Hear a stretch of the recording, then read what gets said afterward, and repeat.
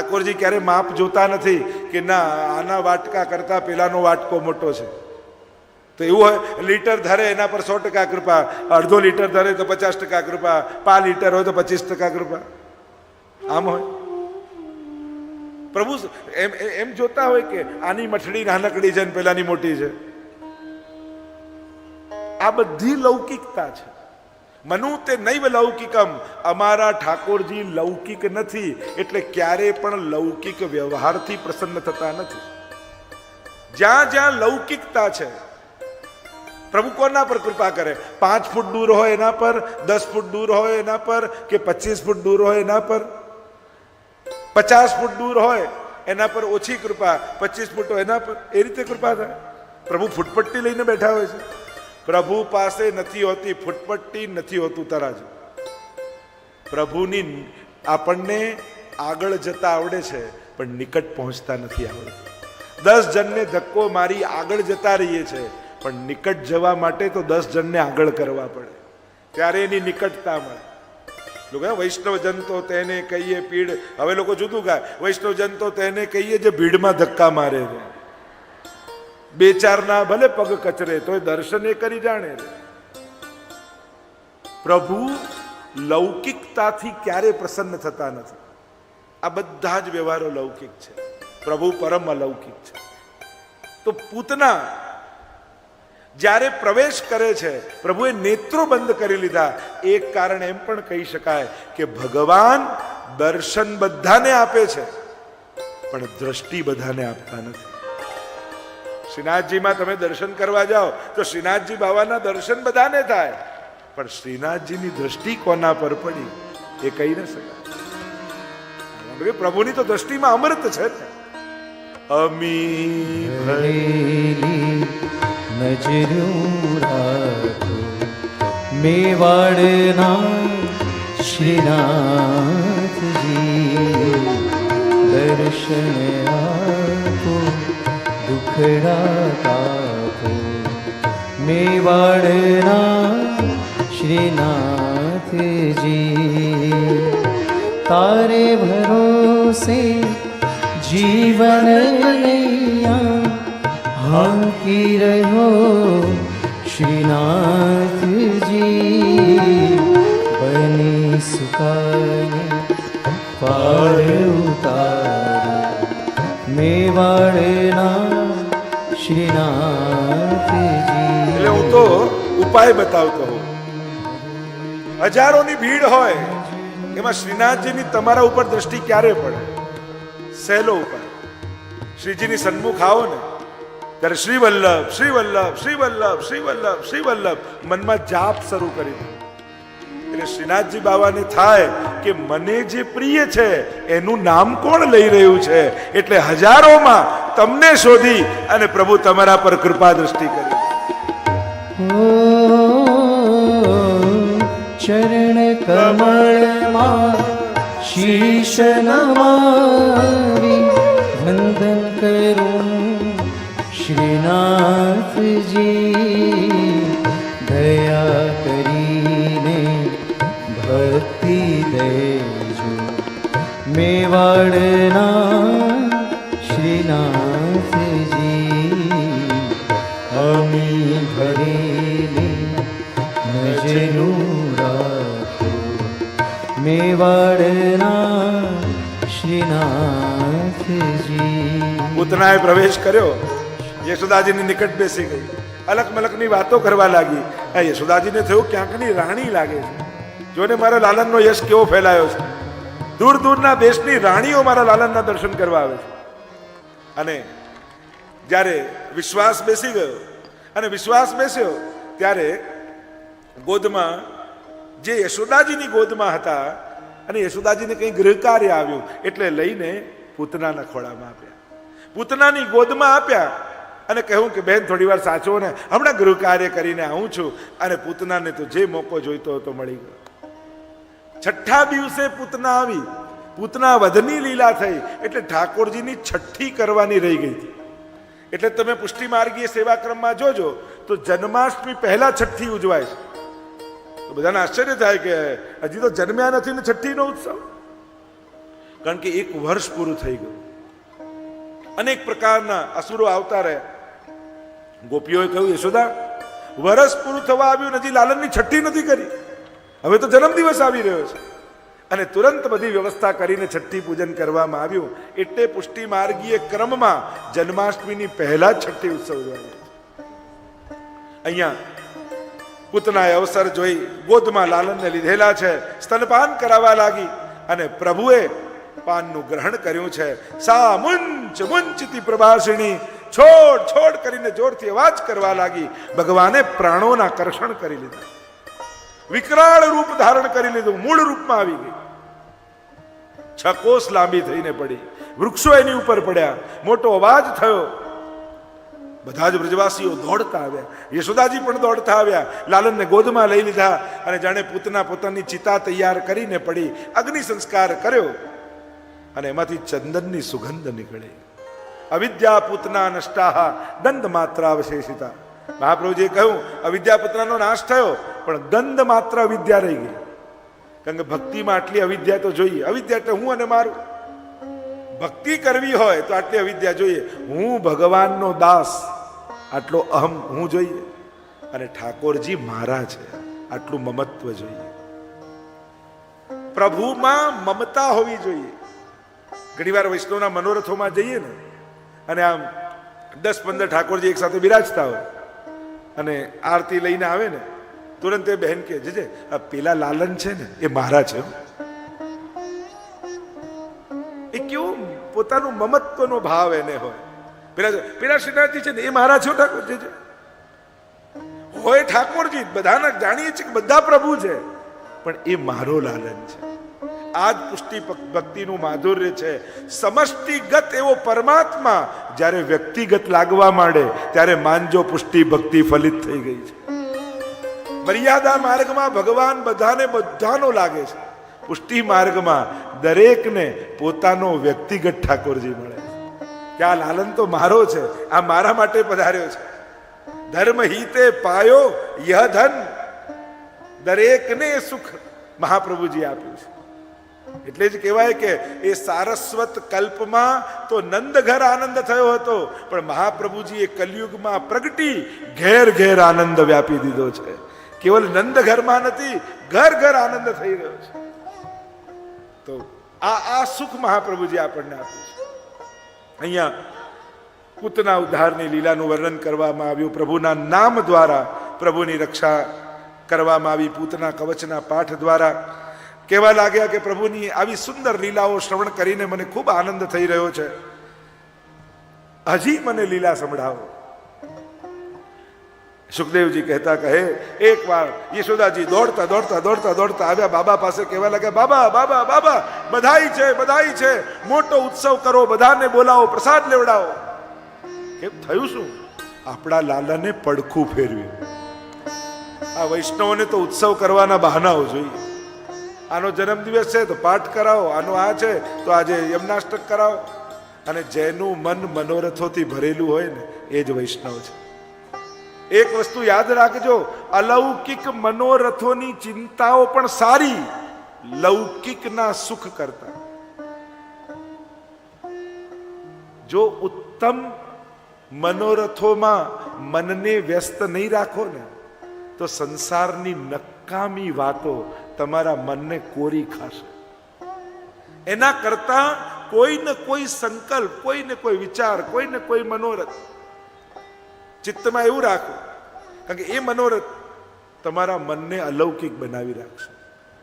જેમ અન્નકૂટનો, એમ સકડી ન ધરતા હોય, પણ ઘણા અન્નકૂટની આજ્ઞા લીધી હોય કે એ સમય કરીશું, એટલે જ્યાં દિવાળી આવે એટલે મનમાં શું, હવે અન્નકૂટ કરવાનું છે, હવે અન્નકૂટ કરવાનું છે, હવે અન્નકૂટ કરવાનું છે.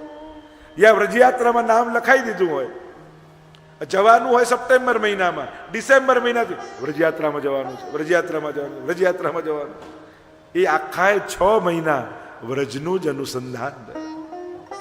જો ઘણી ચિંતાઓ પણ છે ને નસીબ વાળાને થાય. જો ને આટલા એસી, લાઇટ જ ગઈ, એકે ચાલતું નથી, 4 ગાડીઓ પડી છે, આજે કોઈ ડ્રાઈવર નથી આવ્યો, આ લગ્ન પછી દાગીના મૂકવા લોકરમાં જવાનો ટાઈમ જ નથી મળ્યો, એટલું બધું ટેન્શન લઈને ફરતા હોય. પણ આવું ટેન્શન કોને થાય? જેને ત્યાં આ બધું હોય. કાંઈ જ ના હોય ને ચિંતા હોય તો પ્રભુને જગાડવાના છે, એમની સામગ્રી કરવાની, એમનો શિંગાર કરવાનો. આ ચિંતા કોને હોય? જેના માથે ઠાકોરજી બિરાજતા હોય. તો અમુક ચિંતાઓ પણ નસીબવાળાના ભાગ્યમાં હોય છે. સાધારણ લોકો તો સાધારણ સંસારની ચિંતા કરીને ખપી જાય, પ્રેશર વધારી લે, અને ભગવદીઓ ઠાકોરજીની ચિંતા કરતા કરતા ભગવત ધામને પ્રાપ્ત કરી લે છે. કારણ કે નિશ્ચિંત થાય ને, ઠાકોરજીને ગમે નહીં. પેલા વૈષ્ણવનો પ્રસંગ આવ્યો ને, 20 દિવસની સામગ્રી એક સાથે બનાવી લીધી અને થયું હવે શાંતિ, હવે રોજ સામગ્રી નહીં કરવી પડે. એમના માથે બિરાજતા લાલન ડબ્બો ખોલીને બધી એક જ દિવસમાં આરોગી ગયા. પૂછ્યું કે બાબા આ શું કર્યું? તો કે પછી 19 દિવસ કરીશ શું, પછી સંસારની ચિંતા કરીશ, એના કરતા મારી ચિંતા કરે સાર. પ્રભુની પ્રત્યે ક્યારે પણ નિશ્ચિંત નહીં બનવું, ઠાકોરજીની ચિંતા મનમાં રાખવી. મારા લાલનને સુખ તો છે ને, મારા પ્રભુને ગમે તો છે ને. અને હરિરાયજી તો કહે છે વશીકરણ સાધનમ, સેવા તો વશીકરણ સાધન છે. પ્રભુને વશ કરવાનું એકમાત્ર સાધન હોય તો એ સેવા છે. શિક્ષાપત્રમાં હરિરાયજી સમજાવે છે, જેમ તમારા ઘરે જેમ કોઈ કામ કરવા આવતા હોય તો નવો કામમાં રહ્યો હોય ત્યારે એને બીક હોય ક્યાંક મને કાઢી ન મૂકે, અને 1 વર્ષ થઈ જાય એટલે પછી આખા ઘરનું ટાઈમ ટેબલ એના પ્રમાણે ચાલે. જલ્દી નહીં લો, હમણાં કપડાવાળો આવતો હશે, ચલો બધા જમી લો, હમણાં વાસણવાળો આવતો હશે. બધું એના પ્રમાણે. એ ધમકી આપે આમ કરો નહીં તો જાઉં છું, ના ના ના બધું ઠીક છે. એમ હરિરાયજી કહે સેવા કરી કરી કરી કરી કરી કરી કરી કરી ઠાકોરજીને તમારી એવી આદત પાડી દો કે ઠાકોરજીને ચિંતા થાય કે ક્યાંક આ મારી સેવા છોડીને જતો ના રહે. ક્યાંક પ્રતિકૂળતા લૌકિકમાં થાય ને તો વૈષ્ણવ કે જો છે સેવા છૂટી જશે, ઠાકોરજી લૌકિકે અનુકૂળ કરી આપે. કારણ કે જો પ્રતિકૂળ રહ્યું તો સેવા છોડી જશે. આ તો વશીકરણ સાધન છે. અહીંયા યશોદાજીએ કહ્યું કે લાલને પડકો ઉત્સવ કરો, અને બધા વ્રજવાસીઓને બોલાવ્યા છે. ગાડા નીચે એક કપડું બાંધી પલનું તૈયાર કર્યું છે, અને નવી નવી સામગ્રીઓ બનાવવામાં બધા લાગી ગયા. સુંદર સુંદર સામગ્રીઓ બનાવીને ગાડા ઉપર બધી ટોપલા માટલા બધું મૂકે, અને ઠાકોરજી ગાડાની નીચે. અર્થ એવો કર્યો કે શકટ એટલે સંસાર, અને સંસારમાં લૌકિકતા ઉપર અને ઠાકોરજી નીચે રાખો તો ઠાકોરજીને ગમતું નથી. ભગવાન કરતા સંસારને મહત્વ આપો તો ઠાકોરજીને રૂચતું નથી. સંસારને ખોટું લાગી ન જાય એની ચિંતામાં આપણે ઠાકોરજીને કેટલી વાર ખોટું લગાડી લઈએ. પ્રભુને ખોટું તો નહીં લાગે ને, એની ચિંતા આપણે નથી કરતા. સંસારની ચિંતા હોય છે. સંસાર નારાજ ન થઈ જાય એની ચિંતા કરીએ છીએ, પણ ભગવાન નારાજ ન થાય એની તો ચિંતા આપણને નથી થતી. કારણ જો એ રૂઠી ગયો ને તો દુનિયામાં ગમે તેના પગે પડવા જશો ને તો એ આશીર્વાદ એ નહીં મળે. આશ્વાસન અને સહયોગ તો દૂરની વાત છે. એટલામાં જા પર કૃપા રામ કી હોય તા પર કૃપા કરે સબ કોઈ. અને જેના પર ઠાકોરજી રાજી હોય ને એના પર બધાના આશીર્વાદ પ્રાપ્ત થતા હોય છે. એટલે પ્રભુને પ્રસન્ન કરવાની કોશિશ કરજો, સંસાર તો આપમેળે ખેંચાઈને આવી જશે. અમારા ભગવદીઓની વાર્તામાં જુઓ ને, એક ઉમનદાસ હોય, ગોવિંદ સ્વામી હોય, ચિત્સ્વામી હોય, સંસારને રાજી કરવાની કોશિશ નથી કરી, પ્રભુને રાજી કર્યા છે ને તો આજે પણ સંસારભરમાં એમના વાર્તાઓ વંચાય છે, એમને યાદ કરાય છે, એમના કીર્તનો ગવાય છે, કારણ કે એમના પર ઠાકોરજી રાજી હતા. અને જેના પર પ્રભુ રાજી હોય ને કુદરત પણ એના કાર્ય કરવા માટે બંધાઈ જાય છે. કારણ કે આના જેના પર પ્રભુ રાજી છે કુદરત પણ એની સેવામાં આવી જાય છે. વાર્તા સાહિત્યના અનેક પ્રમાણો પ્રસિદ્ધ છે, હમણાં એમાં નથી જતા. અહીંયા પ્રભુને ગમ્યું નહીં, શકટાસુરે પ્રવેશ કર્યો. શકટ એટલે ગાડું, અને પ્રભુએ ચરણનો પ્રહાર કર્યો, સ્પર્શ કરાવ્યો, શકટ તૂટ્યું, બધા રસો ઢોળાઈ ગયા. બધા દોડીને આવ્યા, બધાને થયું કે અરે આ થયું શું? બધા જ રસો ઢોળાઈ ગયા. મહાપ્રભુજી આજ્ઞા કરે, શકટ ભંજનની લીલા દ્વારા પ્રભુએ વ્રજભક્તોની લૌકિક આસક્તિનો નાશ કર્યો છે. જે આસક્તિ લૌકિક વ્યવહારમાં હતી હવે બધાને એમ થઈ ગયું કે ના, કોઈ પણ પ્રસંગ ઉજવીએ પણ આપણું ધ્યાન તો ઠાકોરજી તરફ જ રહેવું જોઈએ. નહીં તો ઘણી વાર એવું થાય, કર્યો હોય પ્રભુ નિમિત્તે મનોરથ અને પ્રભુની સામે જોવાનો ટાઈમ ના હોય. જેની કૃપાથી ઘરમાં મંગલ પ્રસંગ આવે અને આપણે કે ના ના હમણાં લગ્ન છે, ઠાકોરજી તું સાચવજે. અરે જેના આશીર્વાદથી આવ્યો એને જ ઘરથી કાઢીશું તો મંગલ ક્યાંથી થશે? બને તો તમારા સારા પ્રસંગોમાં તમારા ઠાકોરજી તમારા ઘરે રહે એવો પ્રયાસ કર. સાથે બે વૈષ્ણવને જોડી લો કે ચલો બધું નહીં પહોંચે તું સાથ આપજે, પણ અમારા મંગલ પ્રસંગે અમારા બાળકો અમારા ઠાકોરજીને દંડવત કરીને વિધિમાં બેસશે, અમારા પ્રભુના આશીર્વાદ લઈને જશે. અને જેને પ્રભુના આશીર્વાદ મળે છે એનું કોણ દુનિયામાં બગાડી શકવાનું? અહીંયા લૌકિક આસક્તિનો નાશ કર્યો છે. એકવાર ગોદમાં લઈને યશોદાજી બિરાજેલા હતા લાલનને, અને વંટોળિયાના રૂપમાં તૃણાવર્ત આવ્યો. ગોળ ગોળ ગોળ ગોળ આંધીના રૂપમાં આવ્યો. લાલનને પોતાનું ભાર વધાર્યું, અને ભાર એટલું વધાર્યું કે યશોદાજી ઉચકી ન શક્યા, નીચે પધરાવી દીધા. જો જ્યારે જ્યારે આનંદનો આધાર એવા ઠાકોરજી આપણને ભાર રૂપ લાગવા માંડે ત્યારે માનવું કે તૃણાવર્તે આપણા જીવનમાં પ્રવેશ કર્યો છે. એ આનંદ છે. આપણને ભાર, ઓ હવે સવારે જાગવું પડશે, એમને જગાડવા પડશે, એમને ભોગ ધરવા પડશે, એમને શિંગાર કરવા પડશે, આમ પડશે પડશે થવા લાગે ને તો સમજી લેવું કે હવે પડવાનો સમય આવ્યો છે. એ આનંદનો આધાર છે. ભાર વધાર્યો અને તૃણાવર્તને થયું કે મોકો છે, ઉપાડી જવું, અને લઈને જ્યાં આકાશમાં ગોળ ગોળ ગોળ ગોળ ઉપર ગયો, ભગવાને થપાટ મારી ઉદ્ધાર થઈ ગયો. કહ્યું આ રજોગુણની આંધી છે. ગીતાજીમાં પણ પૂછ્યું ને, કામ એશ ક્રોધ એશ રજોગુણ સમુદ્ભવ. અર્જુન પૂછે છે કે ભગવાન આ પાપ છે, માણસને ખબર હોય છે છતાંય પાપ કેમ કરે છે? તો કહ્યું રજોગુણને કારણે માણસ પાપમાં પ્રેરાય છે. અને તૃણાવર્ત એ રજોગુણનું વંટોળિયું છે. અને રજની આંધી આવે ને ત્યારે આંખ બંધ થઈ જાય માણસને. એમ વિવેક દ્રષ્ટિ જતી રહે જ્યારે રજોગુણની આંધી આવે છે. ભગવાને ઉદ્ધાર કર્યો છે. આગળ ઝુંબણ લીલાનો પ્રસંગ આવ્યો. અનેક પ્રકારની પ્રભુની લીલાના વર્ણન કર્યા છે. વસુદેવજીએ ગર્ગજીને કહ્યું કે મારા બાળકોનું નામકરણ કરીને આવો.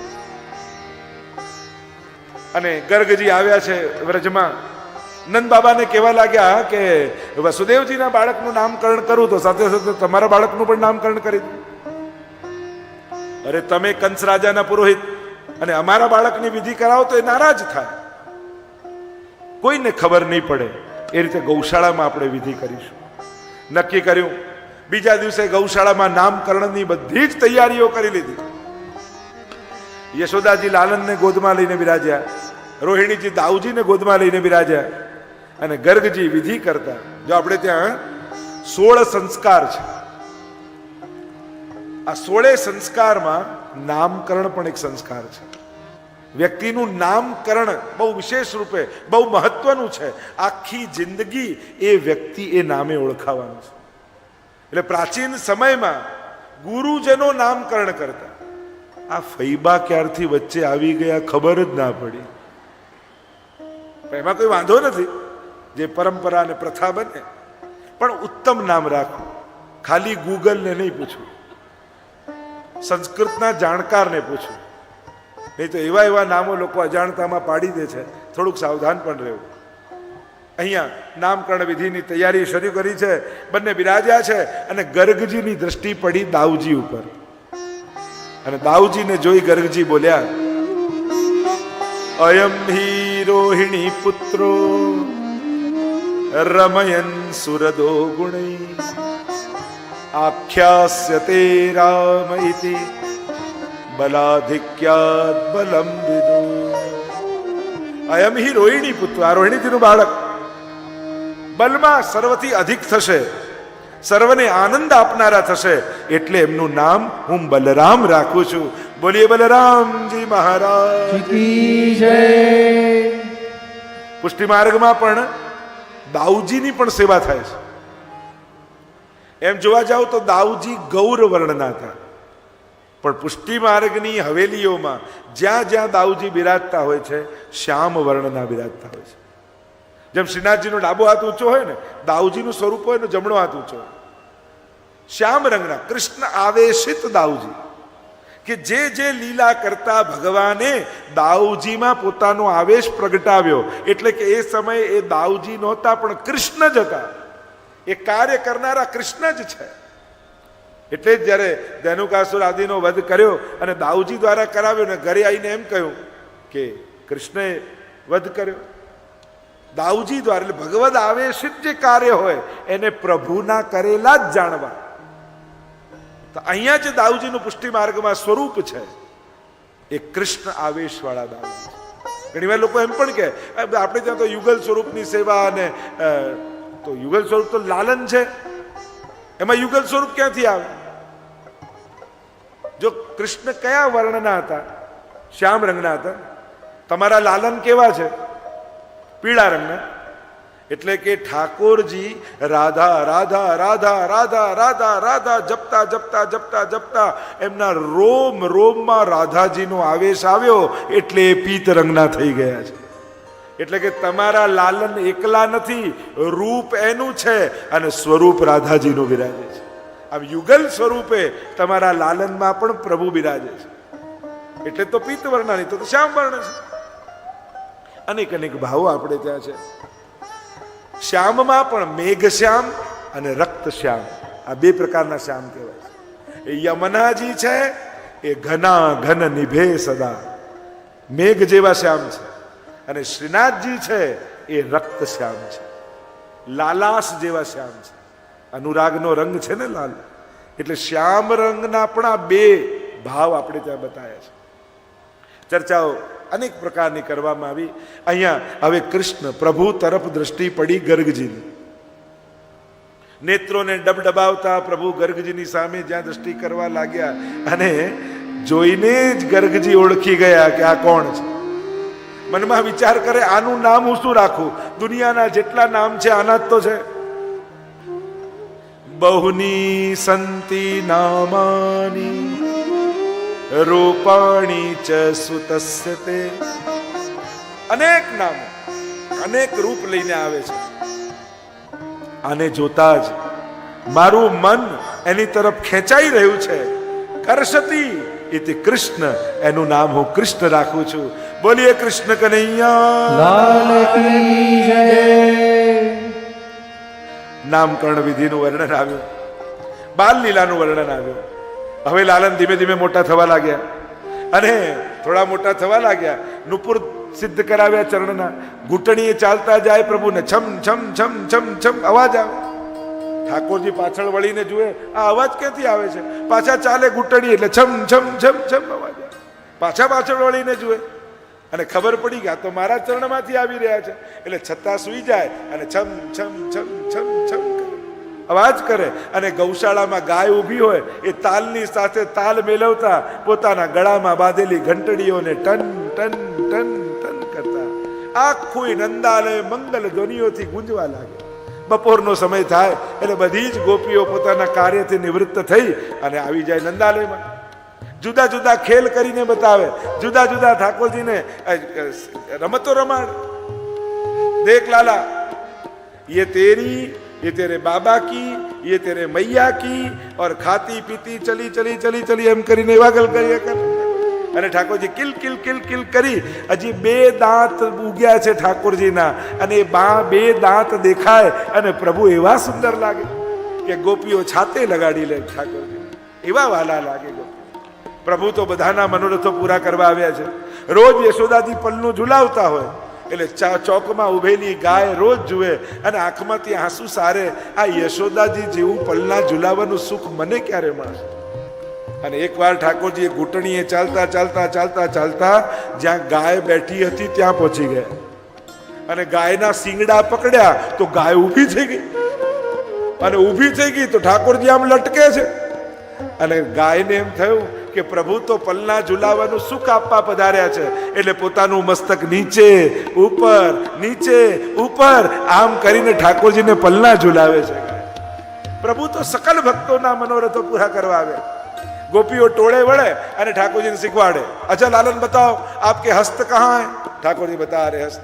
अच्छा चरण कहाँ है? બતા ચરણ, એક એક અંગની ઓળખાણ કરા. ગોપીઓને થયું ઠાકોરજીને કાન પકડાવી દી. અચ્છા લાલન કાન કાં? અને આ ગોપીઓના કાન પકડીને કે આ રહ્યા, આને કોઈ પહોંચી વળે? અને હવે તો થોડા થોડા મોટા થયા એટલે ફરિયાદો આવવાની શરૂ થઈ ગઈ. ગોપીઓ ઉરાહાના પદ આપણે ત્યાં છે, બહાનું કાઢી કાઢીને દર્શન કરવા આવે. ઉરાનું પણ બહાનું છે, ફરિયાદ પણ બહાનું છે. અને ગોપીઓ આવી જાય સવારે સવારે, અરે યશોદા બહાર આવ. શું થયું પાછું? અરે તારા લાલનને જો વત્સાન મુંચન ક્વચિત સમયે ક્રોશ સંજાત હાસ. આ જો ને સવારે સવારે હું ને મારો ધણી સુતા હતા બે ખાટલામાં, અને છાનો માનો આવીને વાછરડાને છોડી ગયો. અને છોડી ગયો તો બધું દૂધ ગાયનું પી ગયો. હવે દોઈએ શું ને વેચીએ શું? અરે ગાયના દૂધ ઉપર પહેલો અધિકાર વાછરડાનો જ છે. જે કર્યું બરાબર કર્યું છે. અરે એ તો ઠીક, ચલો ગાછરડું છોડી ગયો તો ઠીક, અસ્તેયમ હવે તો ચોરી કરતા શીખી ગયો છે. મારા ઘરમાં છીકા ઉપર હતું, માખણ ઉઠાવીને ભાગી ગયો, પણ એને પકડી લેવો હતો ને.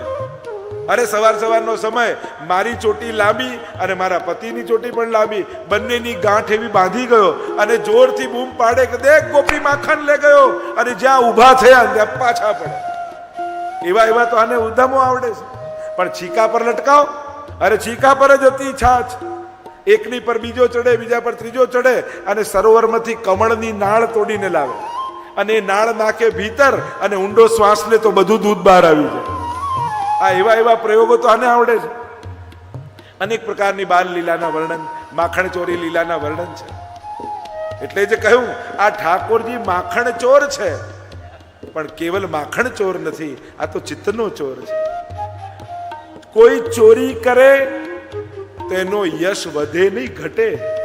પણ અમારા ઠાકોરજી તો ચોરી કરે ને, આપણે ગિરનાર ધારી અષ્ટકમાં બોલીએ છીએ ને, ભક્તા વિલાસા ચરિતાનુસારી દુગ્ધાદિ ચૌરેણ યશો વિસારી કુમારતાનંદિત ઘોષ નારી મમ પ્રભુ શ્રી ગિરિરાજધારી. ભક્તા વિલાસા ચરિતાનુસારી और दुग्धादि चौरेण यशो विसारी. ચોરી કરીને યશ વધે? આ તો કે દુગ્ધની ચોરી કરી ભગવાને યશનો વિસ્તાર કર્યો.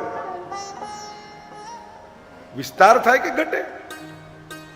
ગોપી જ્યારે દહીં વલોવતી હોય ને, અને વલોવતા વલોવતા જ્યારે માખણ આવે અને જોઈને ગોપીની આંખમાં આંસુ આવી જાય.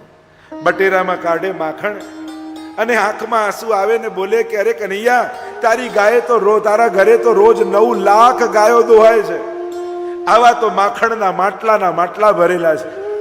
પણ હું તો સાધારણ ગોપી, આ બટેરાનું માખણ તારા માટે કાઢ્યું છે લાલન, પણ તારા સુધી પહોંચાડવું કેમ? લાલન મનમાં કહે, તું ના આવી શકે પણ હું તો તારા ઘરે આવી શકું ને. ભલે ને ગામના લોકો ચોર કહે તો કે, પણ તારા મનોરથ પૂરા કરવા ચોર પણ કહેવડાઈને તારો મનોરથ પૂરો કરીશ. અને જ્યારે પ્રભુ ભક્તના મનોરથ પૂરા કરવા આવે છે ત્યારે યશ ઘટતો નથી, પ્રભુનો યશ વધી જાય છે. કારણ કે ભક્તોના મનોરથો પૂરા કરવા આવે છે. સર્વ મોક્ષદાયક ગિરિરાજ કી તરેટી, સર્વ મોક્ષદાયક ગિરિરાજ કી તરેટી, કરવાસ મોર બંદર ગિરિરાજ કી તરેટી, કરવાસ મોર બંદર ગિરિરાજ કી તરેટી, है सर्व मोक्षदायक गिरिराज की तरेटी, હે